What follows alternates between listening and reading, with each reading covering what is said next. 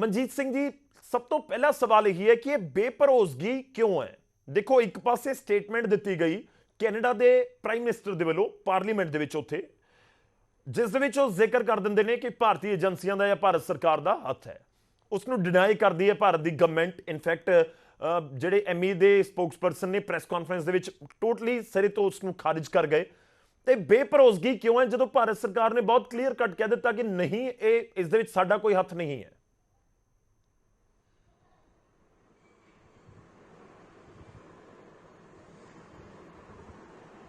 ਮਨਜੀਤ ਸਿੰਘ ਜੀ।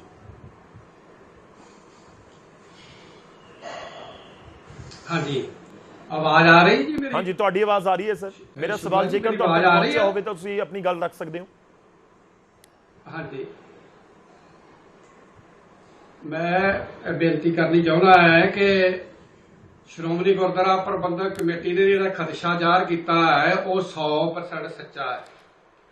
ਕਿਉਂਕਿ ਜਦੋਂ ਵੀ ਕੋਈ ਹਿੰਦੁਸਤਾਨ ਦੇ ਵਿੱਚ ਚਾਹੇ ਬਾਹਰ ਕੋਈ ਘਟਨਾ ਵਾਪਰਦੀ ਹੈ ਤੇ ਉਦੋਂ ਅਸੀਂ ਸਮੁੱਚੇ ਪੰਜਾਬੀ ਭਾਈਚਾਰੇ ਨੂੰ, ਸਿੱਖ ਭਾਈਚਾਰੇ ਨੂੰ ਟਾਰਗੇਟ ਕਰ ਦਿੰਦੇ ਆ। ਔਰ ਇਸੇ ਤਰ੍ਹਾਂ ਦਾ ਨੈਰੇਟਿਵ ਜਿਹੜਾ ਇੰਦਰਾ ਗਾਂਧੀ ਨੇ ਹਿੰਦੁਸਤਾਨ ਦੀ ਧਰਤੀ ਤੇ ਸਿਰਜਿਆ ਸੀਗਾ, ਜਿਹੜਾ ਐਸਾ ਜਾਲ ਉਹਨਾਂ ਨੇ ਬੁਣਿਆ, ਉਸ ਜਾਲ ਦੇ ਵਿੱਚ ਸੀਗਾ ਨੁਕਸਾਨ ਤਾਂ ਪੰਜਾਬ ਦਾ ਵੀ ਬੜਾ ਹੋਇਆ ਔਰ ਸਾਡਾ ਵੀ ਹੋਇਆ। ਸਾਨੂੰ ਜੇਲ੍ਹਾਂ ਵੀ 5-5, 7-7 ਸਾਲ ਕੱਟਣੀਆਂ ਪਈਆਂ, ਜੋਧਪੁਰ ਵਰਗੀਆਂ ਜੇਲ੍ਹਾਂ ਜੀ। ਲੇਕਿਨ ਉਹ ਜਿਹੜਾ ਉਹਨੇ ਜਾਲ ਬੁਣਿਆ ਸੀ, ਉਸ ਜਾਲ ਦੇ ਵਿੱਚ, ਮੱਕੜ ਜਾਲ ਦੇ ਵਿੱਚ ਉਹ ਖੁਦ ਵੀ ਫਸ ਗਏ। ਸਿਰਫ ਰੌਲਾ ਵੋਟਾਂ ਦਾ ਸੀ ਪੰਜਾਬ ਵਿੱਚ ਕਿ ਜਿਹੜੀ ਬਹੁ ਗਿਣਤੀ ਉਹਦੀਆਂ ਵੋਟਾਂ ਵਟੋਰਨ ਵਾਸਤੇ ਸਿੱਖਾਂ ਨੂੰ ਟਾਰਗੇਟ ਕੀਤਾ ਗਿਆ, ਪੰਜਾਬੀਆਂ ਨੂੰ ਟਾਰਗੇਟ ਕੀਤਾ ਗਿਆ। ਮੈਨੂੰ ਅਫਸੋਸ ਇਸ ਗੱਲ ਦਾ ਹੈ ਕਿ ਜਦੋਂ ਜੰਗੇ ਆਜ਼ਾਦੀ ਦੀ ਲੜਾਈ ਸੀ ਜੀ, ਉਦੋਂ ਤਾਂ ਪੰਜਾਬੀ ਸਭ ਤੋਂ ਅੱਗੇ ਹੋ ਕੇ ਫਾਂਸੀ ਦੇ ਫੰਦਿਆਂ ਨੂੰ ਚੁੰਮਣ, ਜੇਲਾਂ ਕੱਟਣ, ਘਰੋਂ ਬਘਾਰ ਹੋਣ। ਔਰ ਜੇ 65 ਦੀ ਜੰਗ ਆਵੇ, 71 ਦੀ ਆਵੇ, ਚਾਹੇ ਇੱਧਰ ਚਾਈਨਾ ਨਾਲ ਜੰਗ ਕੋਈ ਆਵੇ, ਤੇ ਸਭ ਤੋਂ ਪਹਿਲਾਂ ਕੁਰਬਾਨੀ ਅਸੀਂ ਕਰੀਏ। ਪਹਿਲਾਂ ਤਾਂ ਆਜ਼ਾਦੀ ਦਵਾਈਏ ਔਰ ਜੇ ਫਿਰ ਆਜ਼ਾਦੀ ਦੀ ਰੱਖਿਆ ਵਾਸਤੇ ਸ਼ਹੀਦੀਆਂ ਦਈਏ। ਔਰ ਹੁਣ ਵੀ ਆ ਲੇਹ ਲਦਾਖ ਵਿੱਚ ਚੌਥੇ ਪੰਜਵੇਂ ਦਿਨ ਕੋਈ ਨਾ ਕੋਈ ਪੰਜਾਬੀ ਜਿਹੜਾ ਉਹਦੀ ਲਾਸ਼ ਜਿਹੜੀ ਹੈ ਉਹ ਇੱਥੇ ਮਾਵਾਂ ਕੋਲੇ ਆ ਜਾਂਦੀ, ਉਹ ਵਿਚਾਰੀਆਂ ਰੋਟੀਆਂ ਕੱਟੀਆਂ ਕਰ ਲਾਉਂਦੀਆਂ। ਮੈਨੂੰ ਅਫਸੋਸ ਇਸ ਗੱਲ ਦਾ ਹੈ ਕਿ ਸਾਨੂੰ ਸਾਰੀ ਕਮਿਊਨਿਟੀ ਨੂੰ, ਹੋ ਸਕਦਾ ਕਿਸੇ ਦਾ ਕੋਈ ਕਸੂਰ ਵੀ ਹੋਵੇ, ਕੋਈ ਕਾਨੂੰਨ ਦੇ ਅਨੁਸਾਰ ਜਿਹੜਾ ਨਹੀਂ ਚੰਗਾ ਲੱਗਦਾ, ਹੋ ਸਕਦਾ ਹੈ ਕਿ ਹੋਵੇ, ਪਰ ਕਦੇ ਇਹ ਹੋ ਸਕਦਾ ਹੈ ਇਹੋ ਜਿਹਾ ਜਾਲ ਜਿਹੜਾ ਹੈ ਨਾ, ਹੁਣ ਭਾਰਤੀ ਜਨਤਾ ਪਾਰਟੀ ਬੁਣ ਰਹੀ ਹੈ, ਹੁਣ ਫਿਰ ਇਲੈਕਸ਼ਨ ਆ ਗਈ ਹੈ ਜੀ, ਔਰ ਉਹ ਹਿੰਦੂ ਬਹੁ ਗਿਣਤੀ ਦੀਆਂ ਵੋਟਾਂ ਜਿਹੜੀਆਂ ਵਟੋਰਨ ਵਾਸਤੇ ਸਿੱਖਾਂ ਨੂੰ ਟਾਰਗੇਟ ਕੀਤਾ ਜਾ ਰਿਹਾ। ਅਫਸੋਸ ਆ। ਮੈਂ ਵਿਚਾਲੇ ਰੋਕ ਰਿਹਾ ਸਰ ਤੁਹਾਨੂੰ। ਦੇਖੋ, ਮੈਂ ਚਰਚਾ ਨੂੰ ਅੱਗੇ ਵਧਾਵਾਂ, ਤੁਸੀਂ ਇੱਕ ਗੱਲ ਕਲੀਅਰ ਕਰੋ। ਮੇਰੀ ਬੇਨਤੀ ਸੁਣੋ। ਨਹੀਂ, ਤੁਸੀਂ ਆਪਣੀ ਗੱਲ ਕਲੀਅਰ ਕਰ ਦਿਓ ਸਰ। ਮੈਂ ਬਹੁਤ ਛੋਟਾ ਜਿਹਾ ਸਵਾਲ ਤੁਹਾਨੂੰ ਪੁੱਛ ਰਿਹਾ ਹਾਂ। ਕਿਵੇਂ ਤੁਹਾਨੂੰ ਲੱਗ ਰਿਹਾ ਕਿ ਸਿੱਖਾਂ ਨੂੰ ਟਾਰਗੇਟ ਕੀਤਾ ਜਾ ਰਿਹਾ? ਤੁਸੀਂ ਇੱਕ ਵੱਖਵਾਦੀ ਜਾਂ ਜਿਹੜੇ ਦੇਸ਼ ਤੋੜਨ ਵਾਲੇ ਲੋਕ ਨੇ, ਉਹਨਾਂ ਨੂੰ ਕਿਸੇ ਰਿਲੀਜਨ ਦੇ ਨਾਲ ਸਿੱਧੇ ਤੌਰ ਦੇ ਉੱਤੇ ਕਿਉਂ ਜੋੜ ਰਹੇ? ਬਿਲਕੁਲ ਸਰ। ਫਿਰ ਕਿਉਂ ਸਾਨੂੰ ਟਾਰਗੇਟ ਕੀਤਾ ਜਾ ਰਿਹਾ ਜੀ? ਕਿਉਂ ਸਾਡੇ ਖਿਲਾਫ ਕੂੜ ਪ੍ਰਚਾਰ ਕੀਤਾ ਜਾ ਰਿਹਾ? ਜੇ ਕੋਈ 2-4 ਬੰਦੇ ਕੋਈ ਗੱਲ ਕਰਦੇ ਆ, ਕੋਈ ਵੱਖਵਾਦੀ ਜਾਂ ਦੂਸਰੇ ਦੀ ਕਰਦੇ ਆ, ਤੇ ਉਹਦੇ ਨਾਲ ਸਾਰੀ ਕਮਿਊਨਿਟੀ ਅਸੀਂ ਸਾਰੇ ਜਿਹੜੇ ਆ ਉਹ ਸਾਡੀ ਦੇਸ਼ ਭਗਤੀ ਤੇ ਫਿਰ ਉਹ ਸਾਰੇ ਤੇ ਸਾਡੀ ਕੁਰਬਾਨੀਆਂ ਤੇ ਪਾਣੀ ਫਿਰ ਗਿਆ, ਸਾਰੇ ਸਾਡੀਆਂ ਸ਼ਹੀਦੀਆਂ ਤੇ ਪਾਣੀ ਫਿਰ ਗਿਆ। ਅਸੀਂ ਹਿੰਦੁਸਤਾਨ ਦੀ ਆਜ਼ਾਦੀ ਲਈ ਕੁਛ ਨਹੀਂ ਕੀਤਾ, ਅਸੀਂ ਤਾਂ ਸਭ ਕੁਛ ਕੀਤਾ। ਦੂਜੀ ਗੱਲ ਜਿਹੜੀ ਮੈਂ ਕਹਿਣੀ ਚਾਹੁੰਦਾ, ਮੇਰੀ ਥੋੜੀ ਜਿਹੀ ਬੇਨਤੀ ਸੁਣ ਲਓ। ਹਿੰਦੁਸਤਾਨ ਦੀ ਪਾਰਲੀਮੈਂਟ 'ਚ ਮੋਦੀ ਸਾਹਿਬ ਕੋਈ ਬਿਆਨ ਦੇਣ, ਸਾਨੂੰ ਸੱਚਾ ਮੰਨਣਾ ਚਾਹੀਦਾ। ਅਸੀਂ ਹਿੰਦੁਸਤਾਨ ਦੇ ਵਸਿੰਦੇ ਆ। ਹਿੰਦੁਸਤਾਨ 'ਚ ਇਕੱਲੇ ਆਪਣੇ ਹਿੰਦੂ ਨਹੀਂ ਵੀ ਰਹਿੰਦੇ, ਸਾਡੇ ਭਰਾ ਨੇ। ਲੇਕਿਨ ਇੱਥੇ ਮੁਸਲਮਾਨ ਰਹਿੰਦੇ ਆ, ਸਾਈ ਰਹਿੰਦੇ ਆ, ਪਾਰਸੀ ਰਹਿੰਦੇ ਆ, ਬੋਧੀ ਰਹਿੰਦੇ ਆ। ਇੱਕ ਗੁਲਦਸਤਾ ਅਸੀਂ ਚਲੋ ਜੀ ਕਰਦਾ ਸਾਡਾ ਮੀਡੀਆ ਜਿਹੜਾ ਹੈ, ਇਹ ਵੀ ਮੈਂ ਸਮਝਦਾ ਹੈ ਕਿ ਗੋਦੀ ਮੀਡੀਆ, ਇਹ ਵੀ ਸਾਨੂੰ ਉਸੇ ਵੇਲੇ 5 ਮਿੰਟਾਂ ਸਾਰੀ ਦੁਨੀਆ 'ਚ ਸਾਨੂੰ ਬਦਨਾਮ ਕਰ ਦਿੰਦਾ, ਸਾਡਾ ਚਿਹਰਾ ਮੋਹਰਾ ਬਦਨਾਮ ਕਰਦਾ, ਕੂੜ ਪ੍ਰਚਾਰ ਕੀਤਾ ਜਾਂਦਾ। ਮੈਂ ਕਹਿਣਾ ਚਾਹੁੰਦਾ ਕੂੜ ਪ੍ਰਚਾਰ ਬੰਦ ਕਰੋ। ਜੇ ਟਰੂਡੋ ਨੇ ਉੱਥੇ ਗੱਲ ਕੀਤੀ ਆਪਣੀ ਪਾਰਲੀਮੈਂਟ 'ਚ, ਕੋਈ ਝੂਠ ਬੋਲਦਾ ਮਤਲਬ ਕਿਸੇ ਦੇਸ਼ ਦਾ ਪ੍ਰਧਾਨ ਮੰਤਰੀ, ਔਰ ਜੇ ਇਹਨਾਂ ਨੇ ਕਰਵਾਇਆ ਤੇ ਕਹਿਣ ਹੀ ਕਰਵਾਇਆ, ਜਵਾਬ ਦੇਣ ਉਹਨਾਂ ਨੂੰ, ਨਹੀਂ ਕਰਵਾਇਆ ਤੇ ਜਵਾਬ ਦੇਣ। ਕਿਵੇਂ ਜਵਾਬ ਦੇਣ ਸਰ? ਕਿਵੇਂ ਜਵਾਬ ਦੇਣ? ਬਣਾਉਣ ਕੈਨੇਡਾ ਦੇ ਨਾਲ। ਨਹੀਂ ਮਨਜੀਤ ਜੀ, ਕਿਵੇਂ ਜਵਾਬ ਦੇਣ? ਤੁਹਾਨੂੰ ਲੱਗਦਾ ਕਿ ਸਾਡੇ ਪ੍ਰਧਾਨ ਮੰਤਰੀ ਪਾਰਲੀਮੈਂਟ ਦੇ ਵਿੱਚ ਬੋਲਣ? ਉੱਥੇ ਇਕੱਲੇ ਪੰਜਾਬੀ ਨਹੀਂ ਰਹਿ ਰਹੇ। ਸਾਡਾ ਪ੍ਰਧਾਨ ਮੰਤਰੀ ਕਦੇ ਵੀ ਮੋਦੀ ਹੋਣੀ ਪਾਰਲੀਮੈਂਟ ਵਿੱਚ ਝੂਠ ਨਹੀਂ ਬੋਲ ਸਕਦੇ, ਕਿਉਂਕਿ ਬਹੁਤ ਵੱਡਾ ਰੁਤਬਾ। ਔਰ ਕਦੇ ਵੀ ਕੈਨੇਡਾ ਦਾ ਪ੍ਰਧਾਨ ਮੰਤਰੀ ਉੱਥੇ ਝੂਠ ਬੋਲ ਸਕਦਾ ਹੈ? ਬੜਾ ਯਕੀਨ ਹੈ ਸਰ ਤੁਹਾਨੂੰ ਟਰੂਡੋ ਦੇ ਉੱਤੇ। ਇਹਦੇ ਵਿੱਚ ਪੰਜਾਬੀ ਵੀ ਉਧਰ ਗਏ ਆ, ਮੇਰੀ ਬੇਨਤੀ ਸੁਣੋ, ਪੰਜਾਬੀ ਵੀ ਸਾਰੇ ਉਧਰ ਗਏ ਆ, ਹਿੰਦੁਸਤਾਨ ਚੋਂ ਵੀ ਬੰਦੇ ਉਧਰ ਸਾਰੇ ਗਏ ਆ ਜੀ, ਮੁਸਲਮਾਨ ਵੀ ਉਧਰ ਗਏ ਆ, ਹਿੰਦੂ ਵੀਰ ਵੀ ਗਏ ਆ, ਔਰ ਸਾਰੇ ਲੋਕਾਂ ਦੀਆਂ ਕੋਈ ਵੀ ਬਿਮਾਰੀ ਨਾਲ ਮਰ ਰਿਹਾ ਹੈ। ਕਿਸੇ ਨੇ ਪੰਜਾਬ ਚ ਆਉਣਾ, ਕਿਸੇ ਨੇ ਹਿੰਦੁਸਤਾਨ ਚ ਆਉਣਾ। ਆਪਾਂ ਇੱਥੇ ਪਾਬੰਦੀਆਂ ਲਾ ਕੇ ਬਹਿ ਗਏ ਆ ਔਰ ਇੱਕ ਦੂਜੇ ਦੇ ਖਿਲਾਫ ਦੂਸ਼ਣਬਾਜ਼ੀ ਕਰੀ ਜਾਂਦੇ ਆ। ਕਿਉਂ ਨਹੀਂ ਬਹਿ ਕੇ ਗੱਲ ਨੂੰ ਸਾਰੀ ਨੂੰ ਆਪਾਂ ਮਸਲੇ ਨੂੰ ਹੱਲ ਕਰਦੇ ਜੀ? ਕਿਉਂ? ਠੀਕ ਹੈ, ਚਲੋ ਮੈਂ ਤੁਹਾਡੇ ਕੋਲ ਵਾਪਸ ਆਉਣਾ, ਮੈਂ ਇੱਕ ਵਾਰ ਸਾਰੇ ਮਹਿਮਾਨਾਂ ਦਾ ਰੁਖ ਕਰ ਲਵਾਂ ਆਪਣੀ ਦਸਾਂ ਨੂੰ ਕੀ ਖਤਰਾ ਜੀ। ਮੈਂ ਪਲੀਜ਼ ਤੁਹਾਡੇ ਕੋਲ ਵਾਪਸ ਆਉਣਾ। ਮੈਂ ਇੱਕ ਗੱਲ ਨਹੀਂ ਸਮਝ ਪਾਇਆ ਭਾਈ ਮਨਜੀਤ ਸਿੰਘ ਜੀ, ਕਿ ਕਿਵੇਂ ਤੁਹਾਨੂੰ ਲੱਗ ਰਿਹਾ ਕਿ ਪੂਰੀ ਕਮਿਊਨਿਟੀ ਨੂੰ ਟਾਰਗੇਟ ਕੀਤਾ ਜਾ ਰਿਹਾ ਹੈ? ਮੈਂ ਉੱਥੇ ਥੋੜਾ ਜਿਹਾ ਕਨਫਿਊਜ਼ਨ ਜ਼ਰੂਰ ਹੈ ਕਿ ਜੇਕਰ ਵੱਖਵਾਦੀਆਂ ਦਾ ਨਾਮ ਲਿਆ ਜਾਂਦਾ ਹੈ, ਵੱਖਵਾਦੀ ਕਿਸੇ ਵੀ ਧਰਮ ਦੇ ਨਾਲ ਰਿਲੇਟਡ ਹੋ ਸਕਦੇ ਨੇ ਨਾ, ਫਿਰ ਤੁਹਾਨੂੰ ਕਿਉਂ ਲੱਗਦਾ ਕਿ ਸਿਰਫ ਸਿੱਖਾਂ ਨੂੰ ਟਾਰਗੇਟ ਕੀਤਾ ਜਾ ਰਿਹਾ? ਮੈਂ ਤੁਹਾਡੇ ਤੋਂ ਸਮਝਣ ਦੀ ਕੋਸ਼ਿਸ਼ ਕਰਾਂਗਾ। ਇੱਕ ਵਾਰ ਮੈਂ ਸਾਰਿਆਂ ਦਾ ਰੁਖ ਕਰ ਲਵਾਂ। ਸਾਡੇ ਨਾਲ ਅਮਿਤ ਅਰੋੜਾ ਜੀ ਨੇ, ਦੀਵਾਨ ਅਮਿਤ ਅਰੋੜਾ ਜੀ ਬੀਜੇਪੀ ਨੂੰ ਰਿਪਰੈਜ਼ੈਂਟ ਕਰ ਰਹੇ ਨੇ। ਅਮਿਤ ਅਰੋੜਾ ਜੀ, ਦੇਖੋ ਇਹ ਦੋ ਚੀਜ਼ਾਂ ਸਿੱਧੀਆਂ ਜੋ ਐਸਜੀਪੀਸੀ ਦੀ ਗੱਲ ਤੋਂ ਮੈਨੂੰ ਸਮਝ ਆ ਰਿਹਾ, ਜੋ ਐਸਜੀਪੀਸੀ ਦੇ ਨੁਮਾਇੰਦੇ ਬੈਠੇ ਨੇ। ਪੁਆਇੰਟ ਨੰਬਰ 1 ਕਹਿੰਦੇ, ਇੱਕ ਤਾਂ ਜਦੋਂ ਪ੍ਰਧਾਨ ਮੰਤਰੀ ਕਿਸੇ ਪਾਰਲੀਮੈਂਟ ਦੇ ਵਿੱਚ ਬੋਲਦਾ, ਬਹੁਤ ਸੋਲਿਡ ਗੱਲ ਹੁੰਦੀ ਹੈ, ਉਹ ਬਹੁਤ ਵਜ਼ਨਦਾਰ ਹੁੰਦੀ ਹੈ, ਉਸ ਤਰੀਕੇ ਨਾਲ ਸਾਡੇ ਦੇਸ਼ ਦੇ ਵੱਲੋਂ ਡਿਨਾਈ ਨਹੀਂ ਕੀਤਾ ਗਿਆ। ਪੁਆਇੰਟ ਨੰਬਰ 2 ਬੀਜੇਪੀ ਨੂੰ ਸਿੱਧਾ ਸਵਾਲ ਇਸ ਕਰਕੇ। ਦੂਜੀ ਗੱਲ ਇਹ ਕਿ ਤੁਸੀਂ ਸਿੱਖਾਂ ਨੂੰ ਟਾਰਗੇਟ ਕਰ ਰਹੇ ਹੋ ਦੇਸ਼ ਦੇ ਵਿੱਚ ਵੀ, ਵਰਲਡ ਵਾਈਡ ਵੀ, ਔਰ ਇਹ ਟਾਰਗੇਟ ਕਰਨਾ ਗਲਤ ਹੈ, ਲਾਜ਼ਮੀ ਤੌਰ ਤੇ ਗਲਤ ਹੈ। ਇਸ ਨੂੰ ਲੈ ਕੇ ਵੀ ਤੁਸੀਂ ਆਪਣਾ ਬਿਆਨ ਦਿਓ। ਦੇਖੋ ਇਸ ਤਰ੍ਹਾਂ ਗੌਰਵ ਜੀ, ਕਿ ਇਹ ਕਹਿ ਰਹੇ ਆ ਕਿ ਸਿੱਖਾਂ ਨੂੰ ਟਾਰਗੇਟ ਕਰ ਰਹੇ।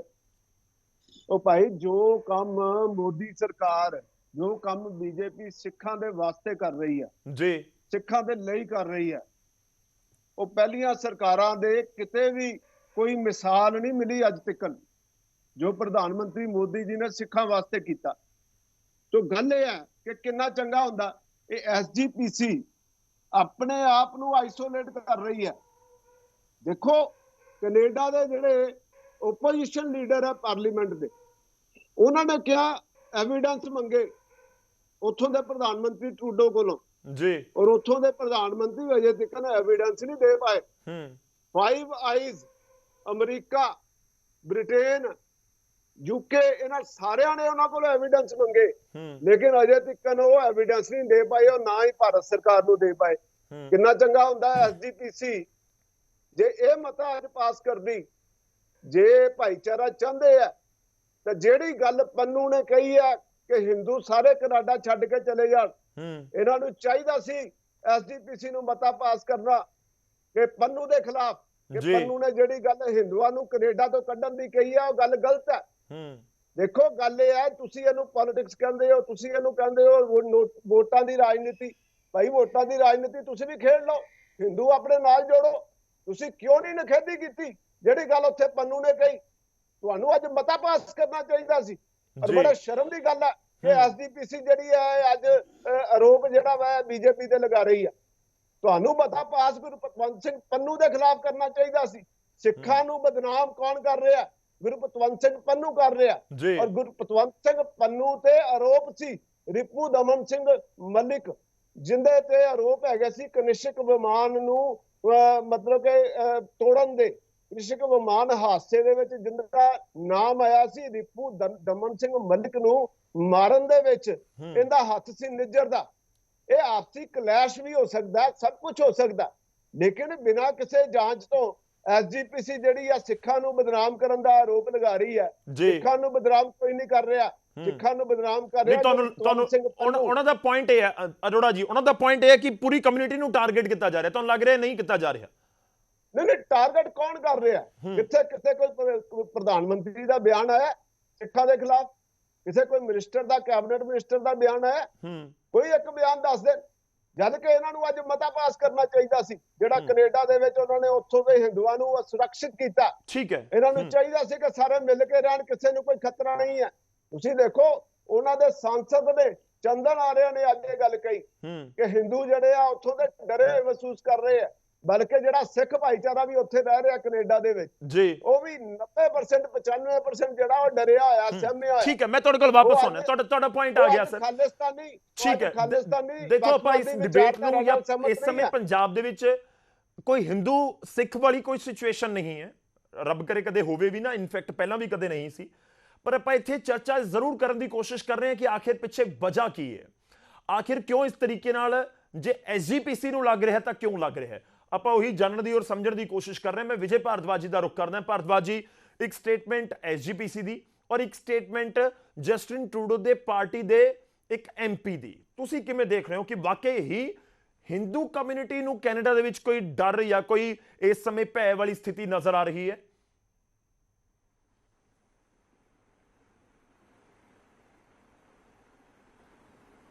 ਜਿਸ ਤਰ੍ਹਾਂ ਤੁਸੀਂ ਇੱਕ ਗੱਲ ਕਹੀ ਸੀਗੀ ਕਿ ਨਾਲੇ ਐਸਜੀਪੀਸੀ ਵਾਲੇ ਗੱਲ ਕਹਿੰਦੇ ਪਏ ਹੈ ਵੀ ਜਸਟਿਨ ਟਰੂਡੋ ਨੇ ਪਾਰਲੀਮੈਂਟ ਦੇ ਵਿੱਚ ਗੱਲ ਕਹੀ ਹੈ ਜੀ ਹਿੰਦੁਸਤਾਨ ਦੇ ਖਿਲਾਫ, ਭਾਰਤ ਦੇ ਖਿਲਾਫ। ਜਸਟਿਨ ਟਰੂਡੋ ਨੇ ਇਹ ਗੱਲ ਨਹੀਂ ਕਹੀ। ਜਸਟਿਨ ਟਰੂਡੋ ਦੇ ਕੋਲੋਂ ਗੱਲ ਕੁਹਾਈ ਗਈ ਹੈ। ਉਹ ਗੱਲ ਕਿਹਨੇ ਕੁਹਾਈ ਹੈ ਉਹ ਸਾਰੇ ਚੰਗੀ ਤਰ੍ਹਾਂ ਜਾਣਦੇ ਹੈ ਕਿ ਉੱਥੋਂ ਜਸਟਿਨ ਟਰੂਡੋ ਦੀ ਜਿਹੜੀ ਸਰਕਾਰ ਹੈ ਉਹ ਅਲਪਮਤ ਸਰਕਾਰ ਹੈ, ਔਰ ਉਹ ਅਲਪਮਤ ਸਰਕਾਰ ਨੂੰ ਜਿਹੜੇ ਸਪੋਰਟ ਕਰਨ ਵਾਲੇ ਹੈ ਉਹ ਸਾਰੇ ਖਾਲਿਸਤਾਨੀ ਸਮਰਥਕ ਹੈ, ਜਿਹੜੇ ਖਾਲਿਸਤਾਨ ਨੂੰ ਕੈਨੇਡਾ ਦੇ ਵਿੱਚ ਸਮਰਥਨ ਕਰਦੇ ਪਏ ਹੈ। ਉਹਨਾਂ ਨੇ ਜਸਟਿਨ ਟਰੂਡੋ ਨੂੰ ਬਲੈਕਮੇਲ ਕਰਕੇ ਉਹਦੇ ਕੋਲੋਂ ਇਹ ਸਟੇਟਮੈਂਟ ਦਵਾਈ ਹੈ। ਨੰਬਰ 2 ਜੀ, ਜਿਹੜੀ ਗੱਲ ਐਸਜੀਪੀਸੀ ਨੇ ਕਹੀ ਹੈ, ਸਾਨੂੰ ਬਹੁਤ ਜ਼ਿਆਦਾ ਅਫਸੋਸ ਹੈ ਕਿ ਐਸਜੀਪੀਸੀ ਵਰਗੀ ਇੱਕ ਸਿੱਖਾਂ ਦੀ ਸੰਸਥਾ ਜਿਹੜੀ ਸਿੱਖਾਂ ਨੂੰ ਰਿਪਰੈਜ਼ੈਂਟ ਕਰਦੀ ਹੈ, ਗੁਰਦੁਆਰਿਆਂ ਨੂੰ ਰਿਪਰੈਜ਼ੈਂਟ ਕਰਦੀ ਹੈ, ਔਰ ਉਹ ਸਪੋਕਸਪਰਸਨ ਬਣਦੀ ਪਈ ਹੈ ਖਾਲਿਸਤਾਨੀਆਂ ਦਾ।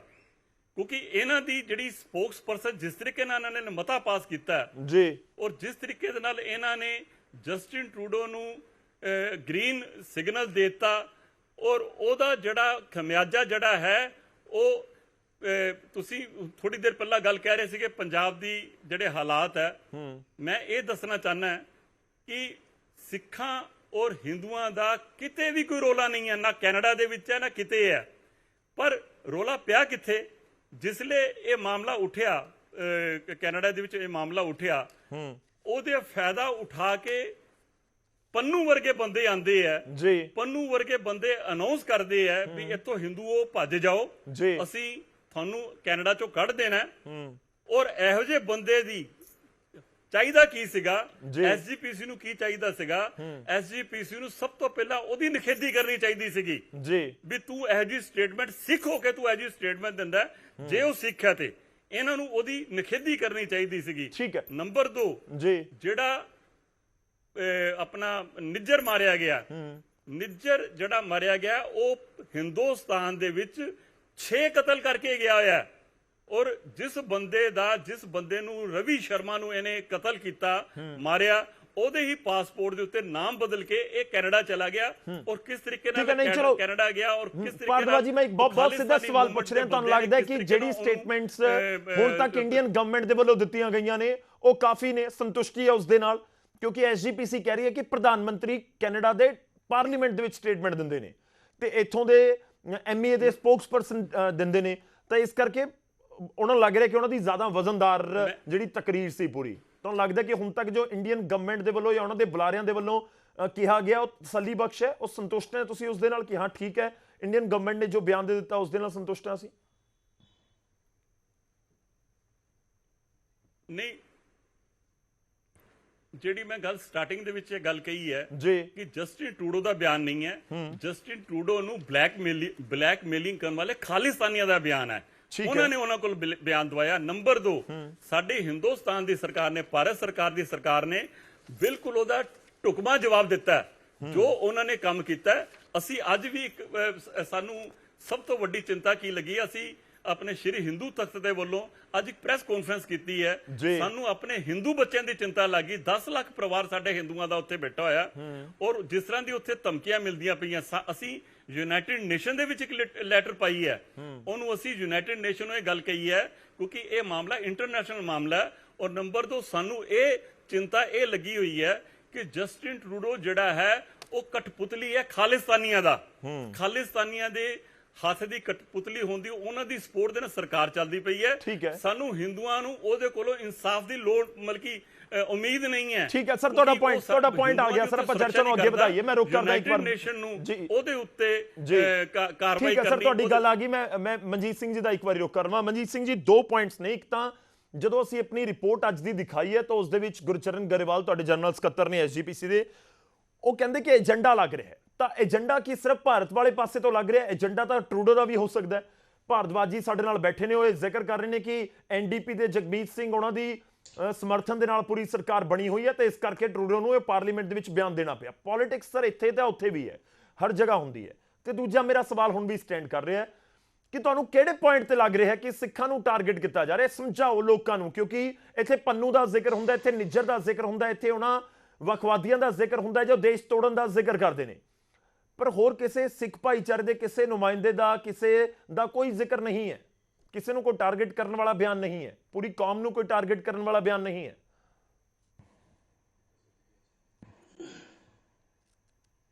ਮੈਂ ਬੇਨਤੀ ਕਰਨੀ ਚਾਹੁੰਦਾ ਸ਼ੁਕਲਾ ਜੀ ਜੀ, ਭਾਰਦਵਾਜ ਜੀ ਨੇ ਬੜੀ ਵਧੀਆ ਗੱਲ ਕੀਤੀ ਵੀ ਹਿੰਦੂ ਸਿੱਖਾਂ ਦਾ ਕੋਈ ਮਸਲਾ ਨਹੀਂ ਹੈਗਾ, ਚੰਗੀ ਗੱਲ ਆ। ਕੈਨੇਡਾ ਦੇ ਵਿੱਚ ਜਗਜੀਤ ਸਿੰਘ ਨੇ ਬਿਆਨ ਦਿੱਤਾ ਵੀ ਇੱਥੇ ਹਿੰਦੂ ਵੀਰਾਂ ਨੂੰ ਕੋਈ ਖਤਰਾ ਨਹੀਂ ਹੈਗਾ, ਔਰ ਕੋਈ ਖਤਰਾ ਵੀ ਨਹੀਂਗਾ। ਕਿਉਂ? ਉਹ ਵੀ ਸਾਡੇ ਭਰਾ ਨੇ, ਔਰ ਅਸੀਂ ਰਲ ਮਿਲ ਕੇ ਸਾਡੀਆਂ ਸਾਂਝਾਂ ਨੇ, ਇੱਥੇ ਇਕੱਠੇ ਅਸੀਂ ਰਹਿੰਦੇ ਆ, ਸਾਡੇ ਵਿਆਹ ਸ਼ਾਦੀਆਂ ਇਕੱਠੇ ਆ, ਸਾਡਾ ਸਾਰਾ ਕੁਝ ਇਕੱਠਾ। ਪਰ ਜਦੋਂ ਇਲੈਕਸ਼ਨ ਆ ਜਾਂਦੀ ਹੈ, ਜਦੋਂ ਇਲੈਕਸ਼ਨ ਹਿੰਦੁਸਤਾਨ ਦੀ ਆ ਜਾਂਦੀ ਹੈ, ਉਦੋਂ ਇੰਦਰਾ ਗਾਂਧੀ ਨੇ ਵੀ ਇਹੋ ਜਿਹਾ ਨੈਰੇਟਿਵ ਸਿਰਜ ਕੇ ਦਰਬਾਰ ਸਾਹਿਬ ਤੇ ਹਮਲਾ ਕਰਤਾ, ਔਰ ਸਾਡੇ ਹਮਲਾ ਕਰਕੇ ਉਹਨੇ ਆਪਣੇ ਦਰਬਾਰ ਸਾਹਿਬ ਦੇ ਉੱਤੇ ਤੇ 400 ਭਾਵੇਂ ਉਹ ਨਹੀਂ ਰਹੇ ਕਿਉਂਕਿ ਜੋ ਜਾਲ ਬੁਣਿਆ ਸੀ ਉਹ ਵੀ ਚਲੇ ਗਏ, ਲੇਕਿਨ ਬਾਅਦ ਵਿੱਚ ਜਿਹੜੇ ਰਾਜੀਵ ਗਾਂਧੀ ਸੀ ਉਹਨਾਂ ਨੂੰ 400 ਤੇ ਕੁਝ ਵੋਟਾਂ ਜਿਹੜੀਆਂ ਪਾਰਲੀਮੈਂਟ ਦੀਆਂ ਮਿਲੀਆਂ। ਉਹੀ ਨੈਰੇਟਿਵ ਇੱਥੇ ਹੁਣ ਸਿਰਜਿਆ ਜਾ ਰਿਹਾ। ਕਿਉਂ ਸਿਰਜ ਰਿਹਾ ਜੀ ਇਹੋ ਜਿਹਾ ਨੈਰੇਟਿਵ? ਤੁਸੀਂ ਵੋਟਾਂ ਲੈਣੀਆਂ, ਤੁਸੀਂ ਵਿਕਾਸ ਤੇ ਲਓ, ਤੁਸੀਂ ਵੋਟਾਂ ਲੈਣੀਆਂ ਉਹਦੇ ਕੰਮ ਤੇ ਲਓ, ਤੁਸੀਂ ਵੋਟਾਂ ਲੈਣੀਆਂ ਤੇ ਤੁਸੀਂ ਹੋਰ ਕਈ 100 ਮੁੱਦੇ ਨੇ, ਆਰਥਿਕ ਮੁੱਦੇ ਨੇ, ਹੋਰ ਮੁੱਦੇ ਆ, ਤੁਸੀਂ ਇਸ ਮੁੱਦੇ ਤੇ ਕਿਉਂ ਵੋਟਾਂ ਲੈਂਦੇ ਵੀ ਅਸੀਂ ਕਮਿਊਨਿਟੀ ਨੂੰ ਕੁੱਟ ਕੇ ਤੇ ਬਹੁਗਿਣਤੀ ਦੀਆਂ ਵੋਟਾਂ ਲੈਣੀਆਂ? ਕਿਉਂ ਤੁਸੀਂ ਇਹ ਸਾਰੀ ਪੰਨੂ ਨੇ ਠੀਕ ਹੈ ਜੇ ਕੋਈ ਗੱਲ ਕੀਤੀ ਆ ਤਾਂ ਉਹਦੀ ਜਾਇਦਾਦ ਜ਼ਬਤ ਹੋਈ ਇੱਥੇ ਅਨੁਸਾਰ ਕਰੋ, ਕਿਸੇ ਨੂੰ ਮਾਰਨ ਦਾ ਕੋਈ ਹੱਕ ਨਹੀਂਗਾ। ਇੱਥੇ ਬਾਬਾ ਬਗਵੇਸ਼ਵਰ ਰਾਓ ਆ, ਇਹਨਾਂ ਨੇ ਇੱਕ ਗੱਲ ਕਹੀ ਆ ਵੀ ਇਹਨਾਂ ਨੂੰ ਇਹ ਮਤਾ ਪਾ, ਬਾਬਾ ਬਗਵੇਸ਼ਵਰ ਰਾਓ ਉਹ ਕਹਿੰਦੇ ਆ ਵੀ ਇਹ ਹਿੰਦੂ ਰਾਸ਼ਟਰ ਅਸੀਂ ਬਣਾਉਣਾ ਹੈ, ਇਹਨਾਂ ਨੂੰ ਉਹਨੂੰ ਆਪਦੀ ਕਮਿਊਨਿਟੀ ਚੋਂ ਕੱਢਤਾ। ਇੱਥੇ ਐਮਐਲਏ ਆ ਆਪਣੇ ਹਰਿਆਣੇ ਦਾ ਜਿਹੜਾ ਹੈਗਾ ਹੈ ਆਪਣੇ ਗੋਸਲ, ਉਹ ਇਹੋ ਜਿਹੀਆਂ ਗੱਲਾਂ ਕਰਦਾ ਹੈ, ਕਦੀ ਇਹਨਾਂ ਨੇ ਉਹਨਾਂ ਦੇ ਖਿਲਾਫ ਕੋਈ ਮਤਾ ਪਾਸ ਕੀਤਾ? ਉਹਨੂੰ ਤੇ ਕਹਿੰਦੇ ਨਹੀਂ ਕਿ ਇਹੋ ਜਿਹੀ ਗੱਲ, ਜੇ ਕੋਈ ਇਹੋ ਜਿਹੀ ਗੱਲ ਕਰਦੇ ਉਹ ਤੇ ਕਾਨੂੰਨੀ ਕਾਰਵਾਈ ਕਰੋ, ਮਾਰਦਾ ਕਿਸੇ ਨੂੰ ਕੋਈ ਹੱਕ ਨਹੀਂ। ਅਸੀਂ ਹਿਊਮਨ ਰਾਈਟਸ ਦੀ ਗੱਲ ਕਰਦੇ ਆ, ਜੇ ਕੱਲ ਨੂੰ ਕਿਸੇ ਨੂੰ ਹੋਰ ਹਿੰਦੂ ਵੀਰ ਨੂੰ ਵੀ ਇਸ ਤਰ੍ਹਾਂ ਮਾਰੂਗਾ ਉਹਦੇ ਵੀ ਖਿਲਾਫ ਖਲੋਵਾਂਗੇ, ਕਿਉਂਕਿ ਗੁਰੂ ਤੇਗ ਬਹਾਦਰ ਪਾਤਸ਼ਾਹ ਜੀ ਨੇ ਦਿੱਲੀ ਵਿੱਚ ਜਾ ਕੇ ਜਦੋਂ ਮਨਜੀਤ ਜੀ ਮੇਰਾ ਸਵਾਲ ਹੁਣ ਵੀ ਸਟੈਂਡ ਕਰਦਾ ਸਰ। ਮੈਂ ਤਾਂ ਦੇਖੋ ਜਗਮੀਤ ਸਿੰਘ ਦੇ ਸਟੇਟਮੈਂਟ ਦਾ ਤੁਸੀਂ ਜ਼ਿਕਰ ਕਰ ਦਿੱਤਾ, ਮੇਰੀ ਗੱਲ ਸੁਣ ਲਓ ਧਿਆਨ ਨਾਲ। ਦੇਖੋ ਹਜੇ ਵੀ ਸਵਾਲ ਸਟੈਂਡ ਕਰਦਾ ਸਰ ਕਿ ਤੁਹਾਨੂੰ ਕਿਵੇਂ ਲੱਗ ਰਿਹਾ ਕਿ ਸਿੱਖਾਂ ਨੂੰ ਟਾਰਗੇਟ ਕੀਤਾ ਜਾ ਰਿਹਾ ਹੈ? ਇਹ ਸਮਝਾ ਦਿਓ। ਤੁਸੀਂ ਮਤੇ ਦਾ ਜ਼ਿਕਰ ਕਰ ਰਹੇ ਹੋ, ਅਰੋੜਾ ਜੀ ਸਾਡੇ ਨਾਲ ਬੈਠੇ ਨੇ ਬੀਜੇਪੀ ਦੇ, ਉਹ ਵਾਰ-ਵਾਰ ਕਹੀ ਜਾਂਦੇ ਨੇ, ਕਹਿੰਦੇ ਤੁਸੀਂ ਮਤਾ ਪੰਨੂ ਦੇ ਖਿਲਾਫ ਨਹੀਂ ਲੈ ਕੇ ਆਏ, ਤੁਸੀਂ ਉਹਨਾਂ ਦੇ ਖਿਲਾਫ ਨਹੀਂ ਲੈ ਕੇ ਆਏ ਜਿਹੜੇ ਕਿਸੇ ਇੱਕ ਕਮਿਊਨਿਟੀ ਨੂੰ ਟਾਰਗੇਟ ਕਰਨ ਦਾ ਜ਼ਿਕਰ ਕਰਦੇ ਨੇ। ਠੀਕ ਹੈ, ਮੈਂ ਸ਼ੁਕਲਾ ਜੀ ਕਹਿਣਾ, ਮੇਰੀ ਵੀ ਗੱਲ ਸੁਣੋ, ਮੈਂ ਕਹਿਣਾ ਵੀ ਇਹ ਜਿਹੜਾ ਬਾਬਾ ਬਗਵੇਸ਼ਵਰ ਰਾਏ ਉਹਦੇ ਖਿਲਾਫ ਕਿਉਂ ਨਹੀਂ ਮਤਾ ਲੈ ਕੇ ਆਏ ਜੀ? ਇਹ ਜਿਹੜਾ ਐਮਐਲਏ ਗੌਸਲ ਉਹਦੇ ਖਿਲਾਫ ਨਹੀਂ ਮਤਾ ਲੈ ਕੇ ਆਏ? ਠੀਕ ਹੈ, ਮੈਂ ਸਵਾਲ ਕਰਾਂਗਾ ਸਰ। ਬਾਗੇਸ਼ਵਰ ਧਾਮ ਵਾਲੇ ਬਾਬਾ ਦਾ ਬਹੁਤ ਜ਼ਿਕਰ ਆਪਾਂ ਲਗਾਤਾਰ ਪੰਜਾਬ 'ਚ ਕਰ ਰਹੇ ਹਾਂ ਜੀ। ਤੁਸੀਂ ਆਪਣੇ ਵਾਲੇ ਪਾਸੇ ਦਾ ਜਵਾਬ ਦੇ ਦਿਓ। ਮੈਂ ਅਮਿਤ ਅਰੋੜਾ ਜੀ ਨੂੰ ਸਿੱਧਾ ਸਵਾਲ ਪੁੱਛਾਂਗਾ ਕਿ ਜੇ ਖਾਲਿਸਤਾਨ ਨੂੰ ਲੈ ਕੇ ਤੁਹਾਨੂੰ ਬਹੁਤ ਦਿੱਕਤ ਹੈਗੀ ਹੈ ਤਾਂ ਜਿਹੜੇ ਫਿਰ ਹਿੰਦੂ ਰਾਸ਼ਟਰ ਦਾ ਜ਼ਿਕਰ ਕਰਦੇ ਨੇ ਉਹਨਾਂ ਨੂੰ ਲੈ ਕੇ ਤੁਸੀਂ ਸਵਾਲ ਕਿਉਂ ਨਹੀਂ ਚੁੱਕਦੇ? ਮੈਂ ਉਹਨਾਂ ਨੂੰ ਸਵਾਲ ਕਰਦਾ, ਤੁਸੀਂ ਆਪਣੀ ਗੱਲ ਕੰਪਲੀਟ। ਦੇਖੋ ਮੈਂ ਵਾਰ-ਵਾਰ ਇਹ ਕਹਿ ਰਿਹਾ ਸਰ ਕਿ ਇੱਕ ਨੈਰੇਟਿਵ ਦਾ ਤੁਸੀਂ ਜ਼ਿਕਰ ਕਰ ਰਹੇ ਹੋ ਔਰ ਇੱਕ ਨੈਰੇਟਿਵ ਹੋਰ ਵੀ ਨਜ਼ਰ ਆ ਰਿਹਾ ਕਿ ਸਿੱਖਾਂ ਨੂੰ ਟਾਰਗੇਟ ਕੀਤਾ ਜਾ ਰਿਹਾ ਜਾਂ ਪੂਰੀ ਸਿੱਖ ਕਮਿਊਨਿਟੀ ਨੂੰ ਜਿਹੜਾ ਇਸ ਦੇ ਵਿੱਚ ਟਾਰਗੇਟ ਕੀਤਾ ਜਾ ਰਿਹਾ, ਇੱਕ ਇਹ ਵੀ ਨੈਰੇਟਿਵ ਨਜ਼ਰ ਆ ਰਿਹਾ। ਉਹ ਕਿਉਂ ਤੁਹਾਨੂੰ ਲੱਗਦਾ? ਉਸ ਦੇ ਉੱਪਰ ਜਵਾਬ ਦੇ ਦਿਓ। ਕਿਉਂ ਲੱਗਦਾ ਕਿ ਸਿੱਖਾਂ ਨੂੰ ਟਾਰਗੇਟ ਕੀਤਾ ਜਾ ਰਿਹਾ? ਇਹੋ ਹੀ ਬੇਨਤੀ ਕਰ, ਇਹੋ ਹੀ ਗੌਰਵ ਜੀ ਠੀਕ, ਉੱਥੇ ਕਤਲ ਹੋਇਆ ਨਿੱਜਰ ਦਾ ਜੀ, ਬਾਹਰ ਕਤਲ ਹੋ ਗਿਆ ਨਿੱਜਰ ਦਾ, ਠੀਕ ਹੈ ਨਾ, ਲੇਕਿਨ ਕੋਈ ਬੰਦਾ ਗੁਨਾਹਗਾਰ ਹੈ, ਕੋਈ ਬੰਦਾ ਗੁਨਾਹਗਾਰ ਹੈ, ਉਹਨੂੰ ਫੜ ਕੇ ਜੇਲ੍ਹ 'ਚ ਦੇ ਦਿਓ, ਉਹਦੀ ਜਾਇਦਾਦ ਜ਼ਬਤ ਕਰ ਲਓ, ਜੋ ਮਰਜ਼ੀ ਕਰ ਲਓ, ਲੇਕਿਨ ਕਿਸੇ ਬੰਦੇ ਨੂੰ ਮਾਰਨ ਦਾ ਕੋਈ ਅਧਿਕਾਰ ਨਹੀਂਗਾ। ਜਿਸ ਤਰ੍ਹਾਂ ਇੱਥੇ 84 ਤੋਂ ਬਾਅਦ ਮਤਲਬ ਤੁਸੀਂ ਕਹਿ ਰਹੇ ਹੋ ਕਿ ਏਜੰਸੀਆਂ ਨੇ ਕਤਲ ਕਰਵਾਇਆ, ਤੁਸੀਂ ਤਾਂ ਫਿਰ ਸਿੱਧਾ ਕਹਿ ਰਹੇ ਹੋ ਕਿ ਭਾਰਤੀ ਏਜੰਸੀਆਂ ਨੇ ਕਤਲ ਕਰਵਾਇਆ।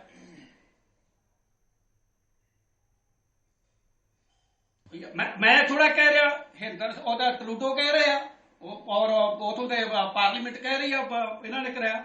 ਮੈਂ ਥੋੜਾ ਕਹਿ ਰਿਹਾ, ਮੈਂ ਤਾਂ ਕਹਿੰਦਾ ਨਹੀਂ, ਮੈਂ ਕਹਿੰਦਾ ਜੇ ਮੋਦੀ ਜੀ ਗੱਲ ਕੋਈ ਪਾਰਲੀਮੈਂਟ 'ਚ ਕਰਦੇ ਆ ਤੇ ਕਦੀ ਅਸੀਂ ਉਹਨੂੰ ਮੰਨ ਸਕਦੇ ਵੀ ਉਹ ਗਲਤ ਕਰਦੇ ਆ, ਉਹ ਸਹੀ ਕਰਨਗੇ। ਤੋ ਇਸ ਕਰਕੇ ਉਹ ਗੱਲ ਦਾ ਜਵਾਬ ਦਿਓ, ਆਪਾਂ ਜਵਾਬ ਤਾਂ ਹੀ ਦਈਏ, ਆਪਾਂ ਉਹ ਗੱਲ ਤੇ ਪਰਦਾਪੋਸ਼ੀ ਨਾ ਕਰੀਏ ਵੀ ਆਪਾਂ ਇੱਕ ਕਮਿਊਨਿਟੀ ਨੂੰ ਟਾਰਗੇਟ ਕਰਨ ਵਾਸਤੇ ਆਪਾਂ ਸਾਰਿਆਂ ਨੂੰ ਫਿਰ ਸਰ ਟਾਰਗੇਟ ਆ ਗਿਆ। ਮੈਂ ਤਾਂ ਤੁਹਾਨੂੰ ਵਾਰ-ਵਾਰ ਸਵਾਲ ਪੁੱਛ ਰਿਹਾ ਹਾਂ ਕਿ ਟਾਰਗੇਟ ਕਿਵੇਂ ਕੀਤਾ ਗਿਆ, ਮੈਨੂੰ ਸਮਝਾ ਦਿਓ ਇਸ ਗੱਲ ਨੂੰ। ਪੂਰੀ ਡਿਬੇਟ ਇਸੇ ਪੁਆਇੰਟ ਦੇ ਉੱਤੇ ਨਿਕਲ ਜਾਣੀ ਹੈ, ਤੁਸੀਂ ਦੱਸ ਦਿਓ ਕਿ ਟਾਰਗੇਟ ਕਿਵੇਂ ਕੀਤਾ ਜਾ ਰਿਹਾ ਹੈ। ਪਾਰਲੀਮੈਂਟ ਦੀਆਂ ਚੋਣਾਂ ਕਰਕੇ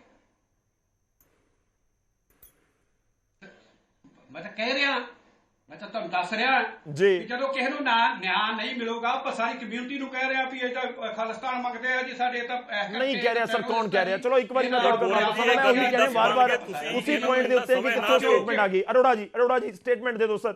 ਤੁਸੀਂ ਖਾਲਿਸਤਾਨ ਨੂੰ ਲੈ ਕੇ ਜਾਂ ਫਿਰ ਵੱਖਵਾਦੀਆਂ ਦਾ ਬਹੁਤ ਜ਼ਿਕਰ ਕਰ ਰਹੇ ਹੋ, ਉਹ ਵੀ ਜਿਹੜੇ ਕੈਨੇਡਾ ਦੇ ਵਿੱਚ ਬੈਠੇ ਨੇ, ਪਰ ਪੁਆਇੰਟ ਹੈ ਕਿ ਇੱਥੇ ਵੀ ਬਹੁਤ ਸਾਰੇ ਲੋਕ ਨੇ ਜਿਹੜੇ ਹਿੰਦੂ ਰਾਸ਼ਟਰ ਦਾ ਜ਼ਿਕਰ ਕਰਦੇ ਨੇ, ਉਸ ਨੂੰ ਉਸ ਦੇ ਉੱਤੇ ਸਿੱਖ ਕਮਿਊਨਿਟੀ ਨੂੰ ਬਹੁਤ ਇਤਰਾਜ਼ ਹੈ। ਉਸ ਦੇ ਉੱਪਰ ਕਿਉਂ ਨਹੀਂ ਬੋਲਦੇ ਤੁਸੀਂ? ਉਸ ਦੇ ਉੱਪਰ ਕਿਉਂ ਨਹੀਂ ਤੁਹਾਡੇ ਬਿਆਨ ਸਾਹਮਣੇ ਆਉਂਦੇ? ਮੇਰੀ ਬੇਨਤੀ ਹੈ ਕਿ ਗੌਰਵ ਜੀ ਇੱਕ ਮਿੰਟ ਜਰਾ ਨਾਲ ਚੁੱਪ ਕਰਾਓ ਮੈਨੂੰ। ਕਿਸੇ ਵੀ ਕਮਿਊਨਿਟੀ ਵਿੱਚ ਜੇ ਕੋਈ ਗੱਲ ਵੱਖਵਾ, ਠੀਕ ਹੈ, ਮੈਂ ਆ ਰਿਹਾ ਮਨਜੀਤ ਜੀ, ਆ ਰਿਹਾ ਤੁਹਾਡੇ ਕੋਲ।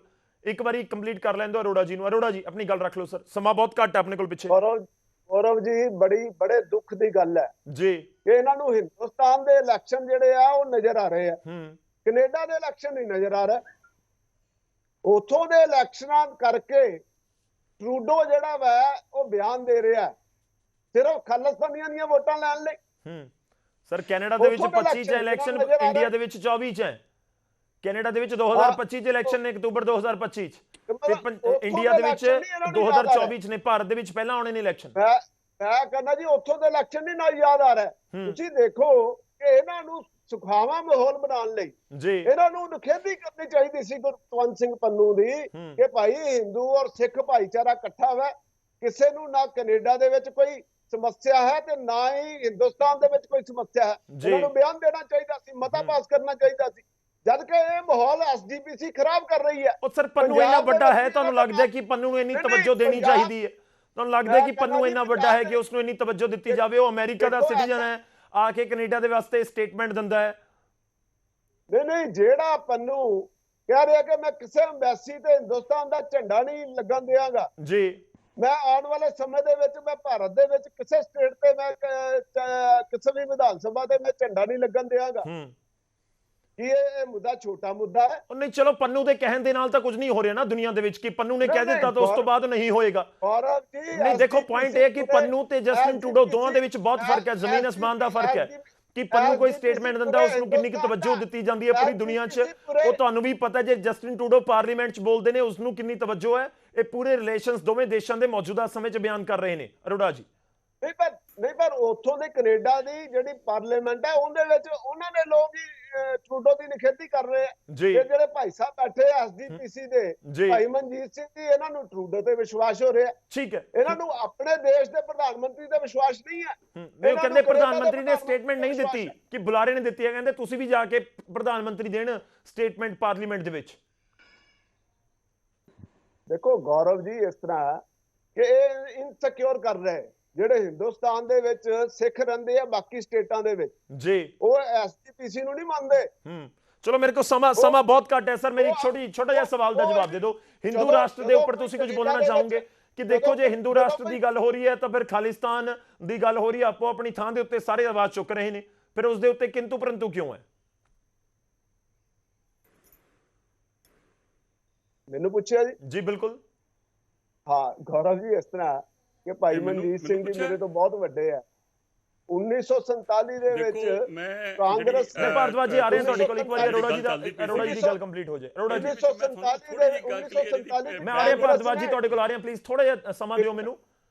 1947 ਚ ਕਾਂਗਰਸ ਨੇ ਹਿੰਦੂ ਰਾਸ਼ਟਰ ਸਵੀਕਾਰ ਕਰਕੇ ਟੂ ਨੇਸ਼ਨ ਥਿਊਰੀ ਦੇ ਆਧਾਰ ਤੇ ਭਾਰਤ ਔਰ ਪਾਕਿਸਤਾਨ ਦੀ ਵੰਡ ਕੀਤੀ ਸੀ, ਔਰ ਉਸ ਵੇਲੇ ਹਿੰਦੂ ਰਾਸ਼ਟਰ ਨੂੰ ਸਵੀਕਾਰ ਕੀਤਾ ਸੀ। ਹਿੰਦੂ ਰਾਸ਼ਟਰ 1947 ਦੇ ਵਿੱਚ ਕਾਂਗਰਸ ਨੇ ਸਵੀਕਾਰ ਕੀਤਾ ਸੀ। ਸੈਕੂਲਰ ਭਾਰਤ ਨੂੰ ਸਵੀਕਾਰ ਕੀਤਾ ਸੀ, ਸੈਕੂਲਰ ਭਾਰਤ ਨੂੰ। ਸਰਦਾਰ ਬਲਦੇਵ ਸਿੰਘ ਜਿਹੜੇ ਕਿ ਡਿਫੈਂਸ ਮਿਨਿਸਟਰ ਹੈਗੇ ਸੀ ਉਸ ਵੇਲੇ, ਉਹਨਾਂ ਨੇ ਹਿੰਦੁਸਤਾਨ ਦੇ ਵਿੱਚ ਰਹਿਣ ਲਈ ਆਪਣਾ ਸਿੱਖਾਂ ਨੂੰ ਨਿਸ਼ਚੈ ਪ੍ਰਗਟ ਕੀਤਾ ਸੀ ਕਿ ਅਸੀਂ ਹਿੰਦੁਸਤਾਨ ਦੇ ਵਿੱਚ ਅਸੀਂ ਹਿੰਦੂਆਂ ਦੇ ਨਾਲ ਰਵਾਂਗੇ। ਇਹ ਭੁੱਲ ਗਿਆ ਭਾਈ ਮਨਜੀਤ ਸਿੰਘ? ਸੈਕੂਲਰ ਭਾਰਤ ਦੀ ਗੱਲ ਹੋਈ ਹੈ 47 ਦੇ ਵਿੱਚ। ਸੈਕੂਲਰ ਮਤਲਬ ਧਰਮ ਨਿਰਪੱਖ, ਧਰਮ ਨਿਰਪੱਖ, ਸੈਕੂਲਰ ਭਾਰਤ। ਡੈਮੋਕ੍ਰੈਟਿਕ ਭਾਰਤ ਦਾ ਤਾਂ ਬਾਅਦ ਦੇ ਵਿੱਚ ਇੰਦਰਾ ਗਾਂਧੀ ਨੇ ਐਡ ਕੀਤਾ ਸੈਕੂਲਰ ਭਾਰਤ ਦਾ। ਮੈਂ 1947 ਦੀ ਗੱਲ ਕਰਦਾ। 1947 ਚ ਭਾਰਤ ਦੀ ਵੰਡ ਕਿਸ ਆਧਾਰ ਤੇ ਹੋਈ? ਕਿਸ ਆਧਾਰ ਤੇ ਹੋਈ ਤੁਸੀਂ ਮੈਨੂੰ ਦੱਸੋ। ਇਹੀ ਆਧਾਰ ਸੀ ਟੂ ਨੇਸ਼ਨ ਥਿਊਰੀ ਕਿ ਮੁਸਲਮਾਨ ਜਿਹੜੇ ਆ ਪਾਕਿਸਤਾਨ ਜਾਣਗੇ ਤੇ ਹਿੰਦੂ ਜਿਹੜੇ ਆ ਇੱਥੇ ਆਣਗੇ। ਠੀਕ ਹੈ, ਚਲੋ ਮੈਂ ਇੱਕ ਵਾਰ ਭਾਰਤਵਾਜੀ ਪਾਕਿਸਤਾਨ ਤੋਂ ਕਿਉਂ ਹਿੰਦੂ ਜਿਹੜੇ ਆ ਇੱਧਰ ਮਾਈਗ੍ਰੇਟ ਹੋਏ? ਕਿਉਂ ਹੋਏ? ਤੁਸੀਂ ਕੀ ਕਹਿਣਾ ਚਾਹੁੰਦੇ ਹੋ ਸਰ ਕਿ ਆਲਰੇਡੀ ਹਿੰਦੂ ਰਾਸ਼ਟਰ ਹੈ? ਗੱਲ ਇਹ ਨਾ ਕਿ ਜੋ ਇਸ ਸਮੇਂ ਮਾਹੌਲ ਹੈ ਪੂਰੇ ਦੇਸ਼ ਦੇ ਵਿੱਚ, ਜਾਂ ਫਿਰ ਜਦੋਂ ਆਪਾਂ ਇਸ ਤਰੀਕੇ ਨਾਲ ਰਹਿ ਰਹੇ ਹਾਂ ਇੱਕ ਦੁਨੀਆ ਦੀ ਸਭ ਤੋਂ ਲਾਰਜੈਸਟ ਡੈਮੋਕ੍ਰੇਸੀ ਦੇ ਤੌਰ ਦੇ ਉੱਤੇ, ਔਰ ਧਰਮ ਨਿਰਪੱਖ ਦਾ ਆਪਾਂ ਜ਼ਿਕਰ ਕਰ ਰਹੇ ਹਾਂ, ਤਾਂ ਤੁਸੀਂ ਹੁਣ 47 ਦੀਆਂ ਗੱਲਾਂ ਲੈ ਕੇ ਬੈਠੇ ਹੋ। 1947 ਦੀ ਵੰਡ ਕਿਸ ਆਧਾਰ ਤੇ ਹੋਈ? ਕਾਂਗਰਸ ਨੇ। ਠੀਕ ਹੈ, ਮੈਂ ਮਨਜੀਤ ਜੀ ਤੋਂ ਜਵਾਬ ਲਵਾਂਗਾ। ਪਹਿਲਾਂ ਭਾਰਦਵਾਜ ਜੀ। ਸਰ ਮੇਰੇ ਕੋਲ ਸਮਾਂ ਬਹੁਤ ਘੱਟ ਹੈ, ਮੈਂ ਮਨਜੀਤ ਜੀ ਦਾ ਰੁਖ ਕਰਨਾ, ਪਰ ਪਹਿਲਾਂ ਭਾਰਦਵਾਜ ਜੀ।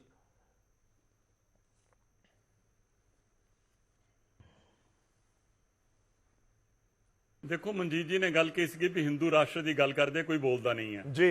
ਹਿੰਦੂ ਰਾਸ਼ਟਰ ਦੇ ਜਿਹੜੀ ਗੱਲ ਕਰਦੇ ਪਏ ਆ, ਉਹਨਾਂ ਨੇ ਕਦੀ ਵੀ ਇਹ ਨਹੀਂ ਕਿਹਾ ਵੀ ਅਸੀਂ ਇੱਥੋਂ ਮੁਸਲਮਾਨਾਂ ਨੂੰ ਜਾਂ ਸਿੱਖਾਂ ਨੂੰ ਬਾਹਰ ਕੱਢ ਦਾਂਗੇ।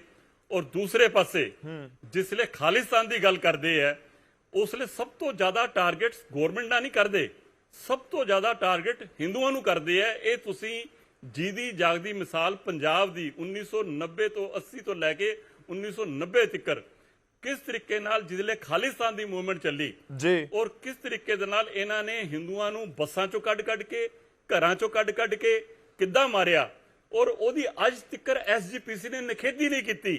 ਕਿਸੇ ਸਰਕਾਰ ਨੇ ਉਹਨਾਂ ਦੀ ਪੁੱਛਗਿੱਛ ਨਹੀਂ ਕੀਤੀ। ਪਰ ਨੰਬਰ 2, ਜਿਹੜੀ ਮੈਂ ਹੁਣ ਗੱਲ ਕਹਿ ਰਿਹਾ ਤੁਹਾਨੂੰ, ਇਸ ਗੱਲ ਨੂੰ ਤੁਹਾਨੂੰ ਸਮਝਣਾ ਪਏਗਾ ਵੀ ਇਹ ਸਟੇਟਮੈਂਟ ਟਰੂਡੋ ਦੀ ਸਟੇਟਮੈਂਟ ਕਿਉਂ ਆਈ। ਟਰੂਡੋ ਦੀ ਸਟੇਟਮੈਂਟ ਇਸ ਕਰਕੇ ਆਈ ਕਿ ਸਾਡੇ ਹਿੰਦੁਸਤਾਨ ਦੇ ਵਿੱਚ ਭਾਰਤ ਨੇ ਇੱਕ ਬੜਾ ਵੱਡਾ ਕੰਮ ਕੀਤਾ, ਜਿਹੜਾ G20 ਪੂਰੇ ਵਰਲਡ ਦੇ ਲੀਡਰਾਂ ਨੂੰ ਬੁਲਾਇਆ ਔਰ ਭਾਰਤ ਦੀ ਵਾਹਵਾਹੀ ਹੋ ਗਈ। ਉਹਦੀ ਸਭ ਤੋਂ ਜ਼ਿਆਦਾ ਪ੍ਰੋਬਲਮ ਜਿਹੜੀ ਪੈ ਰਹੀ ਸੀਗੀ ਉਹ ਚਾਈਨਾ ਤੇ ਪਾਕਿਸਤਾਨ ਨੂੰ ਸੀਗੀ। ਔਰ ਚਾਈਨਾ ਔਰ ਪਾਕਿਸਤਾਨ ਖਾਲਿਸਤਾਨੀਆਂ ਦਾ ਸਮਰਥਕ ਹੈ, ਔਰ ਉਹਨਾਂ ਨੇ ਕਿੱਦਾਂ ਪ੍ਰੈਸ਼ਰ ਪਾ ਕੇ ਟਰੂਡੋ ਦੇ ਕੋਲੋਂ ਇਹ ਸਟੇਟਮੈਂਟ ਦਵਾਈ ਹੈ। ਪੂਰੇ ਜਿੰਨੀ ਵਾਹਵਾਹੀ ਪੂਰੇ ਹਿੰਦੁਸਤਾਨ ਦੀ, ਭਾਰਤ ਦੀ, ਪੂਰੇ ਵਰਲਡ ਦੇ ਵਿੱਚ ਹੋਈ ਸੀਗੀ, ਔਰ ਉਸ ਚੀਜ਼ ਨੂੰ ਉਹਦਾ ਵਿਰੋਧ ਕਰਨ ਦੇ ਚੱਕਰ ਦੇ ਵਿੱਚ ਭਾਰਤ ਦੀ ਬਦਨਾਮੀ ਹੋਵੇ, ਇਸ ਕਰਕੇ ਇਹਨਾਂ ਨੇ ਇਹ ਵਾਲਾ ਸ਼ਗੂਫਾ ਛੱਡਤਾ ਜਿਹੜਾ ਟਰੂਡੋ ਦੇ ਕੋਲੋਂ ਗੱਲ ਬਣਵਾਤੀ। ਨੰਬਰ 2, ਟਰੂਡੋ ਦੇ ਕੋਲ ਕੋਈ ਐਵੀਡੈਂਸ ਨਹੀਂ ਹੈ ਜੀ। ਪਾਰਲੀਮੈਂਟ ਦੇ ਵਿੱਚ ਹਜੇ ਤੱਕ ਉਹ ਛਿੱਥਾ ਪਿਆ ਹੋਇਆ ਹੈ ਕਿ ਉਹਦੇ ਕੋਲ ਕੋਈ ਐਵੀਡੈਂਸ ਨਹੀਂ ਹੈ ਜਿਹੜਾ ਨਿੱਜਰ ਨੂੰ ਭਾਰਤ ਦੀ ਏਜੰਸੀਆਂ ਨੇ ਮਾਰਿਆ। ਮੈਂ ਇੱਕ ਛੋਟੀ ਜਿਹੀ ਸਟੇਟਮੈਂਟ ਭਾਈ ਮਨਜੀਤ ਸਿੰਘ ਜੀ ਜ਼ਰੂਰ ਲੈਣੀ ਹੈ, ਬਿਲਕੁਲ ਨਾ ਲਈਏ। ਮੈਂ ਭਾਰਦਵਾਜ ਜੀ ਮਾਫੀ ਚਾਹੁੰਦਾ, ਵਿਚਾਲੇ ਰੋਕ ਰਿਹਾ, ਮੇਰੇ ਕੋਲ ਸਮਾਂ ਖਤਮ ਹੋ ਚੱਲਿਆ ਹੈ। ਭਾਈ ਮਨਜੀਤ ਸਿੰਘ ਜੀ, ਇੱਕ ਤੁਹਾਡੀ ਸਟੇਟਮੈਂਟ ਜ਼ਰੂਰ ਫਾਈਨਲੀ ਚਾਹੀਦੀ ਹੈ। ਤੁਸੀਂ ਵਾਰ-ਵਾਰ ਜ਼ਿਕਰ ਕੀਤਾ ਜਸਟਿਨ ਟਰੂਡੋ ਦਾ। ਦੇਖੋ, ਦੁਨੀਆ ਭਰ ਦੇ ਵਿੱਚ ਜਸਟਿਨ ਟਰੂਡੋ ਦੀ ਸਟੇਟਮੈਂਟ ਨੂੰ ਲੈ ਕੇ ਉਹਨਾਂ ਨੂੰ ਘੇਰਿਆ ਵੀ ਜਾ ਰਿਹਾ, ਇਨਫੈਕਟ ਉਹਨਾਂ ਦੇ ਦੇਸ਼ ਦੇ ਅੰਦਰ ਹੀ, ਕਿ ਇੱਕ ਪ੍ਰਧਾਨ ਮੰਤਰੀ ਬਿਨਾਂ ਕਿਸੇ ਸਬੂਤਾਂ ਦੇ ਇੱਕ ਵੱਡੀ ਕੰਟਰੀ ਦੇ ਉੱਤੇ, ਜੋ ਦੁਨੀਆ ਦੀ ਸਭ ਤੋਂ ਵੱਡੀ ਡੈਮੋਕ੍ਰੈਟਿਕ ਕੰਟਰੀ ਹੈ, ਉਸ ਦੇ ਉੱਤੇ ਆ ਕੇ ਇਲਜ਼ਾਮ ਲਗਾਉਂਦੀ ਹੈ। ਤੁਹਾਨੂੰ ਟਰੂਡੋ ਦੇ ਉੱਤੇ ਬਹੁਤ ਕਿਉਂ ਵਿਸ਼ਵਾਸ ਹੈ? ਇਹ ਲੋਕ ਪੰਜਾਬ ਦੇ ਸਮਝਣਾ ਚਾਹੁੰਦੇ ਨੇ ਕਿ ਆਖਿਰ ਸਿਆਸਤ ਤਾਂ ਉੱਥੇ ਵੀ ਹੁੰਦੀ ਹੈ, ਉੱਥੇ ਵੀ ਵੋਟਾਂ ਦੀ ਰਾਜਨੀਤੀ ਹੈ, ਉੱਥੇ ਵੀ ਵੱਖਵਾਦੀ ਇੱਕ ਵੱਡੀ ਗਿਣਤੀ ਦੇ ਵਿੱਚ ਨੇ, ਉੱਥੇ ਵੀ ਪੰਜਾਬੀ, ਹਿੰਦੂ ਜਾਂ ਭਾਰਤੀ ਬਹੁਤ ਵੱਡੀ ਗਿਣਤੀ ਦੇ ਵਿੱਚ ਨੇ। ਹਰ ਚੀਜ਼, ਹਰ ਪੁਆਇੰਟ ਦੇ ਉੱਤੇ ਹਰ ਪੋਲੀਟੀਕਲ ਪਾਰਟੀ ਜੇ ਇੰਡੀਆ 'ਚ ਧਿਆਨ ਰੱਖਦੀ ਹੈ ਤਾਂ ਉੱਥੇ ਵਾਲੇ ਵੀ ਰੱਖਦੇ ਨੇ। ਤੁਸੀਂ ਇਸ ਗੱਲ ਤੋਂ ਮੁਨਕਰ ਕਿਉਂ ਹੋ ਰਹੇ ਹੋ?